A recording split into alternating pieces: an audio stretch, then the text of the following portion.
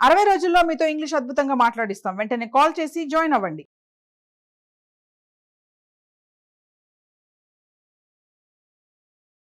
నమస్తే అమ్మా. నమస్తే అమ్మా. అమ్మా, ఉమ్. భగవంతుణ్ణి ఉమ్. ఏం ప్రార్థించాలి? భగవంతుని ప్రార్థన అనేది ఎలా ఉండాలి? అంటే ఏం కోరుకోవాలి, ఏం కోరుకోవాలి? అది బాగుంది. మనిషి కోరికల పుట్ట. ఒక కోరిక తీరితే ఇంకో కోరిక వస్తూనే ఉంటుంది. పాము పుట్టలో నుంచి అనేకమైన పాములు వచ్చినట్టుగా మనిషి మనసులో నుంచి కోరికలు అనే పాములు వస్తూనే ఉంటాయి. కానీ ఏం కోరుకోవాలో తెలియదు. కోరుకోవాలని తెలుసు కానీ ఏం కోరుకోవాలో తెలియదు. చిన్నపిల్లవాడు ఏడుస్తూ ఉంటాడు, అది కావాలి అది కావాలి అది కావాలి, అదేమిటో వాడికి తెలియదు. వీళ్ళెంతో విలువైన వస్తువులన్నీ ఇస్తే అదేమీ కాదు.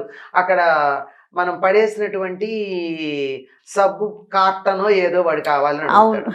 అంటే ఏం కావాలో తెలియదు కానీ కావాలని ఏడుస్తూ ఉంటాడు. ఆ పిల్లడి మనస్తత్వమే మనిషికి ఎంత వయసు వచ్చినా ఉండేది. ఏదో కావాలని తెలుసు కానీ ఏం కావాలో తెలియదు. అందుకని శంకర్లు మనకి పూజా విధానంలో నువ్వేం కావాలో, నీకు ఏం కోరుకోవాలో తెలియదు కనుక ఇదిగో నేను చెప్తున్నాను, ఇలా కోరుకోమని చెప్పి సంకల్పంలో చెప్పారు. ధర్మార్థ కామ మోక్ష చతుర్విధ ఫల పురుషార్థ సిద్ధ్యర్థం అని. ధర్మము, అర్థము, కామము అనబడే చతుర్విధ ఫల పురుషార్థాలు నాకు లభించాలి అని చెప్పి ఇవే కదా కావాలి మనిషి అయిన వాడు పుట్టాక సాధించాల్సినవి. కానీ అట్లా కాకుండా ఇంకా తర్వాత చాలా కోరుకుంటాం. ఏం కోరుకోవాలో తెలియదు కనుక ఇలా చెప్పినా అది సంకల్పంలో చెప్పుకుని రోజు సంకల్పం చెప్పి పూజ చేసుకునే అలవాటు కూడా చాలా మందికి లేదు కదా.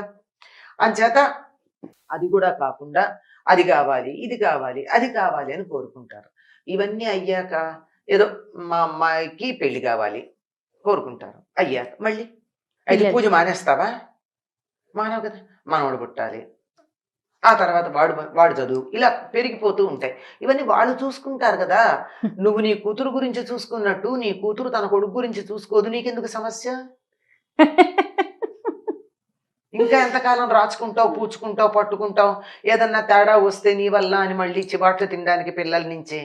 అందువల్ల నిజానికి ఏం కోరుకోవాలని చెప్తారంటే, ఇది విదురుడు కృష్ణుని ప్రార్థించాడు అంటారు.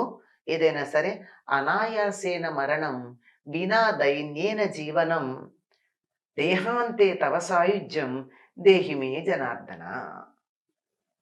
ఇది కోరుకోవాల్సింది, అంతకన్నా ఇంకేమక్కర్లా.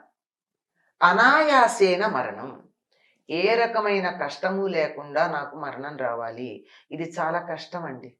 అందులో ఈ కాలంలో నరకయాతన ఇక్కడే పడకుండా శరీరం వదలడం అన్న చాలా తక్కువ మందికి లభ్యమవుతోంది.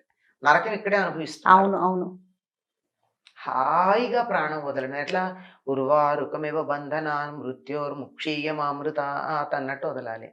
అంటే దోసపండు తొడిమ నుండి విడిపడి ఏ రకంగా ఏ శ్రమ తెలియకుండా యువతలకు వస్తుందో అంత హాయిగా నన్ను మృత్యువు నుండి దూరం చేయమని రోజు ప్రార్థిస్తాం మనం, మహామృత్యుంజయ మంత్రం అన్న పేరుతో. అట్లాంటి మరణం కావాలి అనాయాసంగా. జీవితం అంతా ఎందుకు కష్టపడతామో తెలుసా అమ్మా? సుఖంగా చచ్చిపోవడానికి. కానీ ఎంతమంది గ్రహించట్లా. అందుకే ఇది గుర్తు చేస్తున్నారు. రెండోది వినా దైన్యేన జీవనం, ఏ రకమైన దైన్యము లేకుండా బతకడం. అంటే ఆఖరి క్షణం దాకా నేను ఎవరి మీద ఆధారపడకుండా అంటే ఏమిటి? ఆర్థికంగా, శారీరకంగా, ఆరోగ్యపరంగా, మానసికంగా ఏ విషయంలోనూ నాకు నువ్వు సాయం చేస్తావా, నువ్వు నాకు వాళ్ళు తోడుంటావా, నా పక్కన కూర్చుంటావా, నాకు వండి పెడతావా, నా నోట్లో పెడతావా, ఇవన్నీ అడగడమే కదా. అవును, అడిగామంటే దీనత్వం ఉన్నట్టే కదా. ఇవేవి అడగకుండా, అసలు దైన్యం అన్నదే లేకుండా ఆఖరి క్షణం దాకా, ఆఖరి ఊపిరి దాకా నీకు నచ్చినటువంటి పని, నీకు ఇష్టమైనటువంటి పని చేసుకుంటూ హా అని అబ్దుల్ కలాం గారు వదిలేశారే ప్రాణం, అట్లా వదిలేయాలి. ఒక మహర్షి మహాప్రస్థానం అని అన్నాను అప్పుడు నేను అబ్దుల్ కలాం గారి గురించి. ఆయన శరీరం వదిలిన తీరు చూసి మహర్షి అలా వదలగలడు కనుక వినా దైన్యేన జీవనం, ఎవ్వరి మీద ఏ రకంగానూ ఆధారపడకుండా హాయిగా బతకడం. దేహాంతే తవ సాయుధ్యం, శరీరం వదిలిపెట్టాక నీతో కలిసిపోవడం. ఇవి నాయనా నాకు ఇవ్వాలి అని కోరుకోవాలట. ఇందులో అన్నీ ఉన్నాయా లేదా? అనునిత్యం అమ్మా, అనునిత్యం. ఇప్పుడు వినా దైన్యన జీవనం అన్నప్పుడు నా కూతురు పెళ్లి గురించి నా కొడుకు ఉద్యోగం గురించి, నా లోను తీరడం గురించి, నా ఇల్లు నిర్మాణం గురించి, ఇవేవి నేను ఎవరి మీద ఆధారపడకుండా, ఎవరిని అడగకుండా, అడుక్కోకుండా జరిగిపోవడం ఉందా వినాదైన్యన జీవనంలో? ఉంది కదా. ఇంకేమిటి కోరుకోవాలి? అనాయాసేన మరణం. ఏ గొట్టాలు సూదులు శరీరంలో లేకుండా అలా హాయిగా ఉన్నది ఉన్నట్టుగా చెప్పాక అబ్దుల్ కలాం గారి లాగా చక్కగా నచ్చిన పని చేసుకుంటూ అలా శరీరం వదలడం అన్నది నచ్చినటువంటి సముదాయంలో ఉండి అలా వెళ్ళడం ఉన్నదే. ఇది కోరుకోవాలి, ఇది భగవంతుని ప్రార్థించాలి. ఈ విధంగా ప్రార్థించటం అన్నది తప్పనిసరిగా చేయాల్సింది. సంకల్పం చెప్పి పూజ చేసేటప్పుడు ధర్మార్థ కామ మోక్ష చతుర్విధ ఫలపురుషార్థాలని చేయాలి.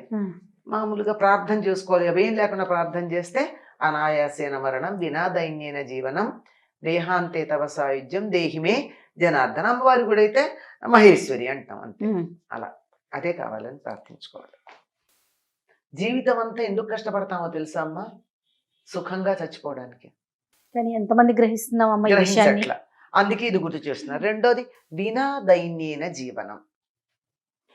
ఏ రకమైన దైన్యము లేకుండా బతకడం అంటే ఆఖరి క్షణం దాకా నేను ఎవరి మీద ఆధారపడకుండా అంటే ఏమిటి?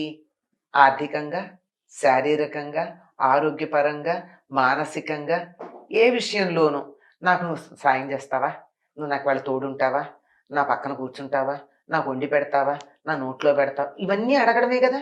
అవును, అడిగామంటే దీనత్వం ఉన్నట్టే కదా.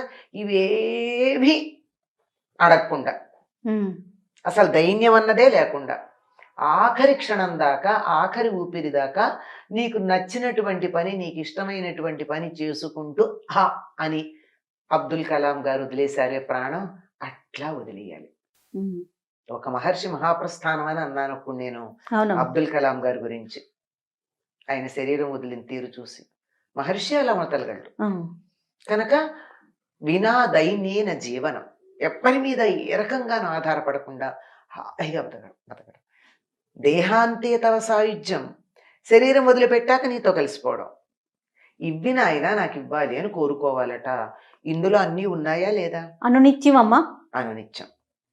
ఇప్పుడు వినాదైన్యన జీవనం అన్నప్పుడు నా కూతురు పెళ్లి గురించి, నా కొడుకు ఉద్యోగం గురించి, నా లోను తీరడం గురించి, నా ఇల్లు నిర్మాణం గురించి, ఇవేవి నేను ఎవరి మీద ఆధారపడకుండా, ఎవరిని అడగకుండా, అడుక్కోకుండా జరిగిపోవడం ఉందా వినాదైన్యన జీవనంలో? ఉంది కదా. ఇంకేమిటి కోరుకోవాలి? అనాయాసేన మరణం.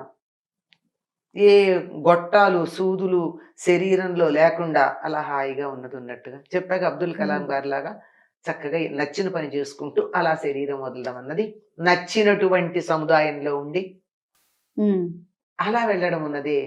ఇది కోరుకోవాలి, ఇది భగవంతుని ప్రార్థించాలి. ఈ విధంగా ప్రార్థించటం అన్నది తప్పనిసరిగా చేయాల్సింది. సంకల్పం చెప్పి పూజ చేసేటప్పుడు ధర్మార్థ కామ మోక్ష చతుర్విధ ఫలపురుషార్థాలని చేయాలి. మామూలుగా ప్రార్థన చేసుకోవాలి. అవేం లేకుండా ప్రార్థన చేస్తే అనాయాసేన మరణం వినాదైన్యన జీవనం దేహాంతే తవ సాయుధ్యం దేహిమే జనార్దన. అమ్మవారి కూడా అయితే మహేశ్వరి అంటాం అంతే. అలా అదే కావాలని ప్రార్థించుకోవాలి. నమస్తే.